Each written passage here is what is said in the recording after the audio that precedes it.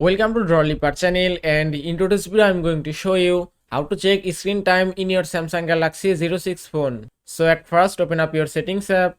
Now from here scroll down and then go to digital well-being and parental controls, and that's it. Now from here you can check your screen time. If you want to check your screen time details, just tap on this icon, and that's it. Now from here you can check your weekly screen time details. You can see in my phone daily average screen time is 5 hours and 42 minutes, and you can check yours from here. If you go back, now from here scroll down, then go to app timers option.